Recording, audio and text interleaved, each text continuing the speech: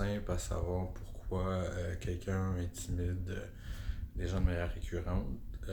J'imagine que ça peut varier pour beaucoup de personnes, puis qu'il y a beaucoup de facteurs. Moi, dans ma réflexion sur les personnes que j'ai bulliées dans ma vie, j'ai identifié trois types de personnalités que j'ai eu tendance à bullier, puis à peu près trois facteurs aussi là, de prédisposition qui faisaient que moi, j'étais plus prompt à être un bully que peut-être d'autres personnes.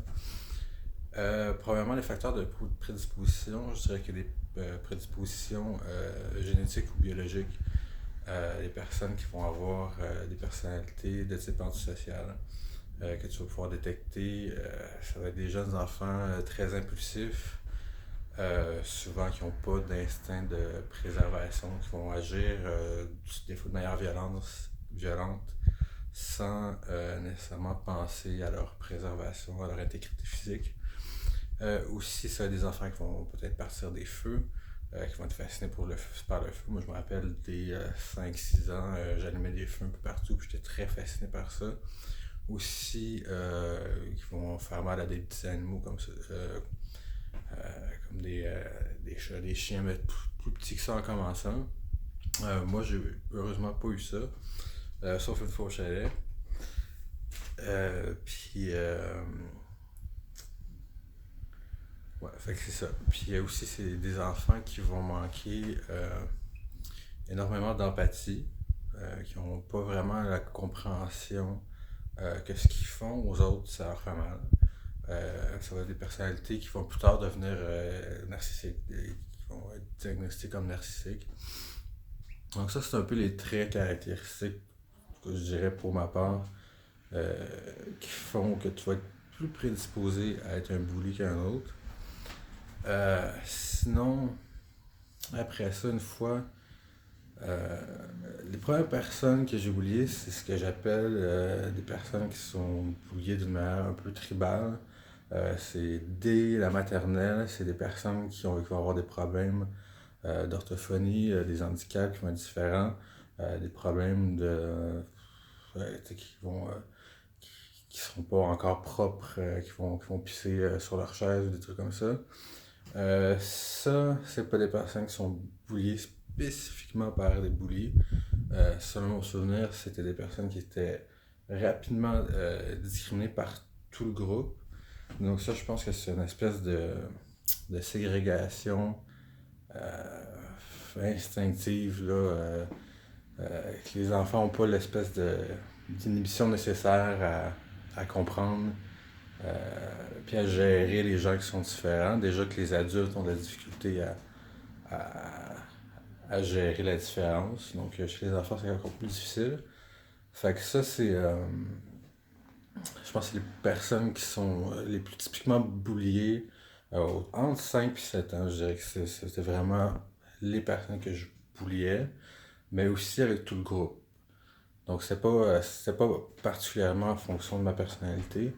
Après ça, vu que j'avais une personnalité plus agressive, plus impulsive, plus violente que la majorité des gens, il y avait un renforcement positif lié à ça, qui fait que souvent, quand tu as une personnalité plus violente, des fois tu vas avoir les, valorisation des pairs, donc ça va t'encourager à reproduire le comportement, puis à continuer à agir de cette certaine manière-là.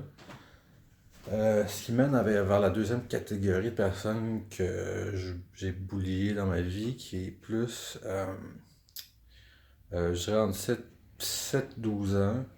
C'est des personnes qui étaient intégrées normalement. Puis c'est juste, je dirais pas par sadisme, parce qu'il n'y a pas, il y a pas d'élément sexuel dans. Mais c'était par plaisir ou juste pour voir. euh, Des fois, c'est juste pour voir comment elle allait réagir ou à quel moment elle allait réagir. Puis c'est là, à ce moment-là, que moi je dis au monde, dites pas aux personnes qui sont bullies de réagir pas, la personne va se tanner. Non, le bully ne se tannera jamais. Justement, il va vouloir voir c'est quoi le point de rupture de la personne. Après ça, il y a la troisième catégorie de personnes que j'ai bulliées.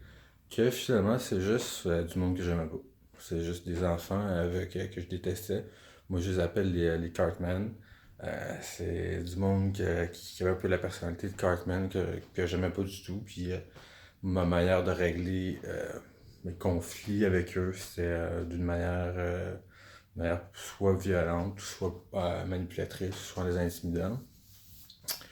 Après ça, autour de 13-16 ans, c'est un peu là, une période charnière pour mettons, quelqu'un qui va avoir une personnalité de bully, parce que c'est là que les risques deviennent réels, que les dangers deviennent réels. Puis c'est là que le bystander effect disparaît un peu. Jusqu'avant ça, un bully sera pas vraiment dangereux pour ses pairs.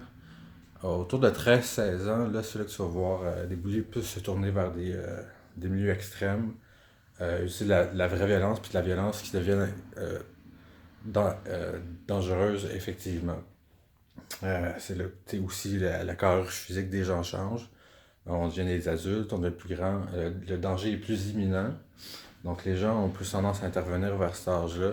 Puis souvent, c'est à cet âge-là qu'on va se tourner vers des groupes d'extrême gauche, d'extrême droite, des groupes radicaux ou des groupes criminalisés. Puis c'est important là, de vraiment distinguer, je pense, à cette période-là, qu'il y a un danger réel. Puis c'est souvent vers cet âge-là qu'on va voir dans les nouvelles là, deux enfants qui ont tué quelqu'un d'autre. Ça faisait des mois qu'ils se faisaient boulier. Pour les autres catégories, pour les plus jeunes, euh, je dirais qu'il n'y a rien à faire. Moi, je trouve ça juste incroyable que des personnes avec des problèmes d'orthophonie, euh, soient euh, pas juste d'orthophonie, mais des personnes qui, fondamentalement, après ça, après le coup, on a appris que ces personnes-là, il y avait de la négligence parentale, puis qu'ils n'étaient pas outillés pour fonctionner normalement dans la société. Fait qu'automatiquement, ils étaient ségrégés par les autres enfants. Puis je trouve ça incroyable à quel point ça a été long avant que soit que la DPJ intervienne auprès des parents de ces enfants-là qui avaient pas les outils pour, mettons, communiquer avec les autres, qui étaient un peu laissés à eux-mêmes. Je trouve ça aussi un peu facile de faire le lien entre quelqu'un qui est un bully puis de dire ben, c'est parce qu'il y a de la violence à la maison ou quelque chose comme ça. Dans mon cas, ça n'a jamais été le cas. Je viens d'une famille aimante par contre, je viens d'un milieu pauvre. C'est sûr que quand tu viens d'un milieu pauvre, les gens plus rapidement, je pense, vont vers la violence que dans des milieux plus aisés. Fait que ça, c'est sûr que quand tu restes dans des blocs appartements, des trucs comme ça, je pense que la violence est plus prévalente. Fait que tu vas peut-être avoir plus tendance à te diriger vers ça rapidement. Euh, Puis après ça, est-ce que. Est-ce que. Bon, quand est-ce qu'on commence à comprendre que nos comportements sont problématiques?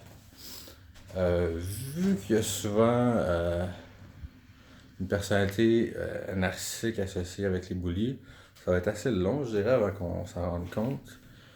Souvent, ça va être autour de. C'est sûr que tu sais, là, t'as des problèmes avec la direction à l'école, tout ça. Mais il n'y a pas vraiment de prise de conscience. En tout cas, pour moi, avant, avant moi, je pense que ça a été long.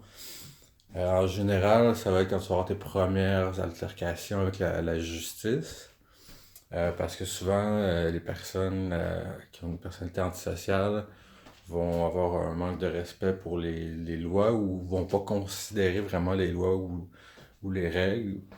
Moi, la première fois, c'est en 2012 pendant les manifestations étudiantes où j'ai vu que j'étais un petit peu plus impulsif avec la police, puis un petit peu plus intense. Fait que c'est les premières fois que j'ai eu des problèmes comme ça.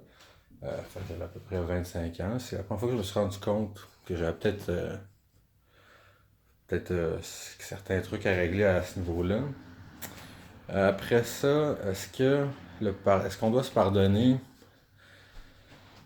Ah, ça dépend de chacun. Là. Chacun suit sa démarche, son cheminement. Je vois pas l'intérêt de pas se pardonner. Là. C'est sûr. Je pense que c'est plus intéressant faire amende honorable aux autres plutôt que de pas se pardonner puis de vivre dans une espèce de culpabilité éternelle. Je pense que de toute façon, c'est pas possible de vivre dans cette espèce de culpabilité-là perpétuelle. Après, est-ce que le pardon passe par celui des autres? Moi, j'ai essayé. J'ai écrit un moment donné, je pense que j'avais 32 ans, aux personnes que j'avais oubliées, puis je leur dis, écoute, je m'excuse, je m'en rendais pas compte, je me rendais pas vraiment compte de ce que je faisais. Puis la plupart des réactions, c'est, ben écoute, tu sais, ça fait longtemps, t'as gâché ma jeunesse, puis merci, c'est gentil, mais j'ai pas vraiment envie d'avoir de tes nouvelles, puis j'ai pas vraiment, comme, ils ont pas vraiment, ils sont pas vraiment dans la frustration, mais ils sont pas dans le pardon non plus, je pense qu'ils ont pas envie de, je pense qu'ils sont passés à autre chose, puis qu'ils ont pas nécessairement envie de se faire ramener ça d'en face après autant d'années. Après, qu'est-ce que je dirais aux jeunes qui intimident les autres?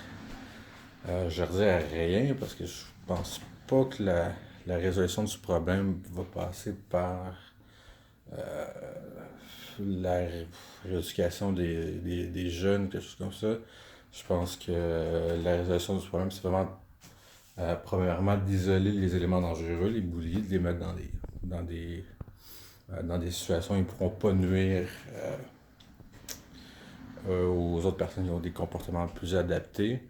Après, est-ce que, c'est la question, là, si t'es mis en centre de jeunesse, ça, est-ce que ça va renforcer leurs comportements qui sont déjà là? Probablement. Le deuxième aspect, c'est vraiment de prendre en charge les personnes euh, qui sont plus atypiques. C'est de vraiment voir les besoins des personnes. Souvent, c'est évident, là, si un enfant n'est pas capable, sait pas comment aller à la toilette à 6-7 ans, qu'il y a des problèmes de diction, s'il y a probablement une certaine négligence ou de l'abus ou quelque chose comme ça, c'est vraiment de prendre ces enfants-là puis de pas les laisser avec les enfants. Je sais que c'est difficile à dire, mais c'est parce que c'est sûr que les enfants n'ont pas la capacité de jugement de faire Ah, mais oui, c'est un enfant qui est abusé, on devrait pas l'écœurer, tout ça. Les enfants voient juste la différence, puis je pense que c'est important de s'occuper de comment ces enfants-là sont pris en charge dans le milieu scolaire, puis de voir s'il n'y a pas de l'abus chez les parents pour qu'ils puissent s'intégrer le mieux possible avec les autres. Sinon, j'ai vraiment de la difficulté à voir ce qu'on pourrait dire à un enfant qui intimide, qui pourrait faire, qui sera pas un intimidateur, éventuellement. C'est ça. Donc, c'est cela.